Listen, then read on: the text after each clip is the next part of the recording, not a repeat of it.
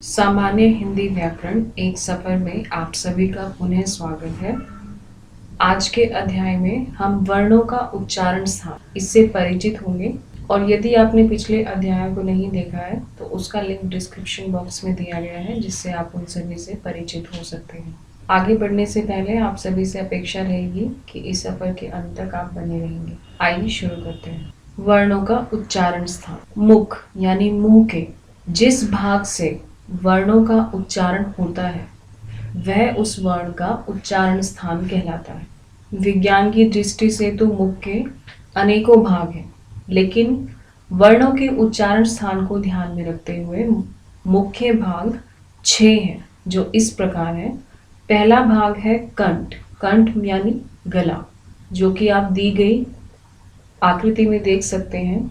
उसके बाद आता है दूसरा भाग, जिसे कहते हैं तालु, जो कंठ से थोड़ा ऊपर होता है। तीसरा भाग कहलाता है मूर्धा, जो तालु से आगे होता है। चौथा भाग कहलाता है दंत। दंत यानी दांत। पांचवा भाग है ओष्ठ। ओष्ठ यानी होठ। होठ भी आप सभी जानते हैं। और आखिरी भाग है नाक। नाक भी आप सभी जानते हैं। तो इसी सीक्वेंस में इसको याद भी किया जाता है। पीछे से शुरू करते हुए सबसे पहले आता है कंठ, फिर तालु, फिर मूर्धा, फिर दंत, फिर ओष्ठ और सबसे आखिरी है नाक यानी नासिका। इन्हीं उच्चारण स्थानों के आधार पर वर्णों को वर्गीकृत किया गया है। तो आइए देखते हैं उच्चारण के आधार पर वर्णों का वर्गीकृत। तो वर्णों को मुख्यतः 8 भागों में वर्गीकृत किया गया है। सबसे पहला है कंठ्य, दूसरा तालव्य, तीसरा मूर्धन्य, चौथा दंत्य, पांचवा ओष्ठ्य, छठा कंठ तालव्य, सातवां कंठोष्ठ्य और आठवां है दंतोष्ठ्य।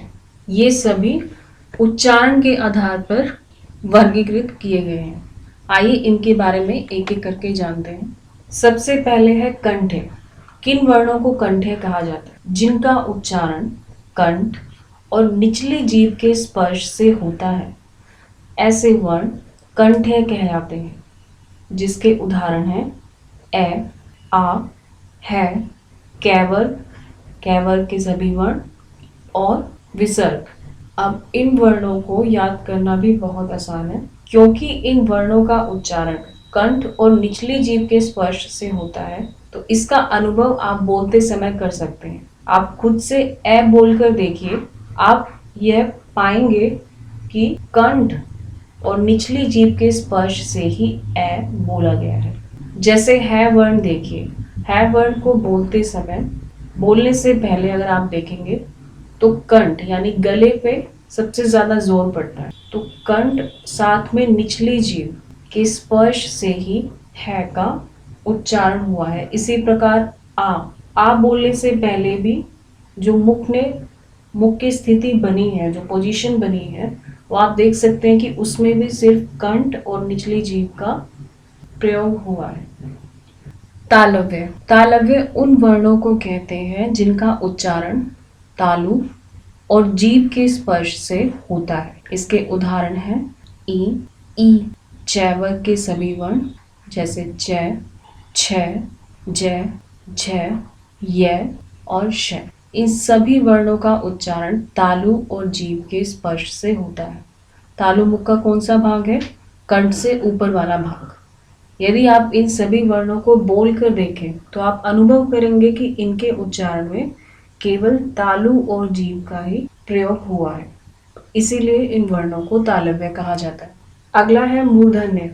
मूर्धन्य उन वर्णों को कहा जाता है जिनके उच्चारण में मूर्धा और जीभ का प्रयोग होता है। उदाहरण के तौर पर देखिए री, ट वर्ग के सभी वर्ण जैसे ट, ठ, ड, ढ, ये सभी वर्ण र और श। इन सभी को बोलते समय मुख में मूर्धा और जीभ के स्पर्श, मूर्धा और जीभ का स्पर्श हुआ है, उसी स्पर्श से इनका उच्चारण हुआ है, इसीलिए इन सभी वर्णों को मूर्धन्य कहा जाता है। अगला है दंत्य। दंत्य उन वर्णों को कहा जाता है जिनका उच्चारण दांत और जीभ के स्पर्श से होता है। उदाहरण के तौर पर देखिए ल, त वर्ग के सभी वर्ण जैसे त, थ, द, ध और स। इन सभी वर्णों का उच्चारण दांत और जीभ के स्पर्श से ही होता है।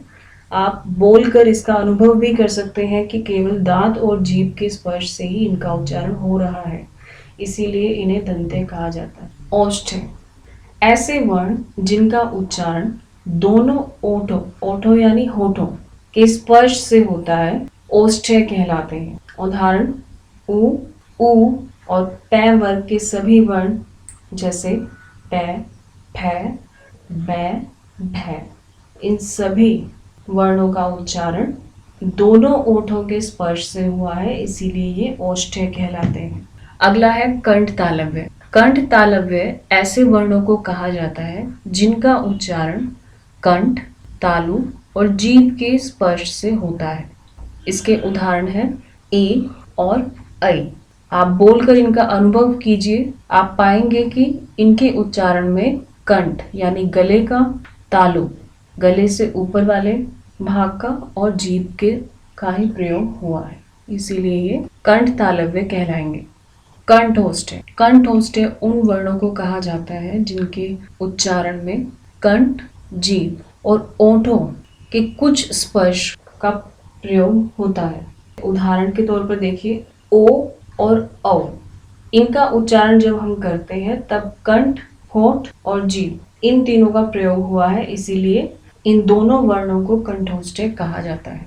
दंतोष्ठ्य, दंतोष्ठ्य ऐसे वर्णों को कहा जाता है जिनका उच्चारण दांत, जीभ और ओठों के स्पर्श से होता है।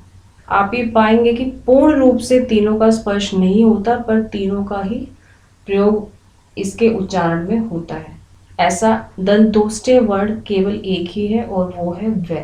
वह बोलते समय दांत, जीभ और ओठ का ही प्रयोग होता है। आइए अब हम चित्र के माध्यम से वर्णों के उच्चारण स्थान को और गहराई से समझते हैं। सबसे पहला है कंठ यानी गला। तो इससे बने कंठ्य वर्ण जो है ए, आ, अह यानी विसर्ग, कैवल और है। दूसरा है हमारा तालु या फिर तालव्य इसे कह सकते हैं, जिसके उदाहरण है ई, चैवल, य और श। फिर है मूर्धा या मूर्धन्य इसको कह सकते हैं, इसके उदाहरण है री, टैवल और श। फिर है दंत्य या दंत से बोले जाने वाले वर्ण जो है तैवल और से। उसके बाद है ओष्ठ्य या ओष्ठ से बोले जाने वाले वर्ण जो है उ और पैवर्ग के सभी वर्ण। इसके बाद है कंठ, कंठ तालव्य। कंठ तालव्य जो कंठ और तालु इन दोनों के माध्यम से बोले जाते हैं और ये है ए और ऐ। इसके बाद है दंतोष्ठ्य जो कि दंत और ओष्ठ के माध्यम से बोले जाते हैं और इसका उदाहरण है व। इसके बाद है कंठोष्ठ्य जो कि कंठ और ओष्ठ के माध्यम से बोले जाते हैं, इसके उदाहरण है ओ, औ और आओ। इसके अतिरिक्त एक और वर्ग है जो वर्णों का उच्चारण स्थान है और वो है नासिका यानी नाक के द्वारा बोले जाने वाले वर्ण भी हैं, जो कि ज्यादातर हर एक वर्ग का व्यंजन वर्ग का पंचम वर्ण है, जैसे अंग, य, न और म। ये सभी और इसके अलावा अनुनासिक या अनुस्वार भी आप कह सकते हैं, ये सभी वर्ण नासिका के माध्यम से, नाक के माध्यम से बोले जाते हैं। इसका अनुभव भी आप कर सकते हैं। यदि नाक को बंद करके आप इन सभी का उच्चारण करने की कोशिश करेंगे तो आप पाएंगे कि आप इनका उच्चारण नहीं कर पा रहे हैं।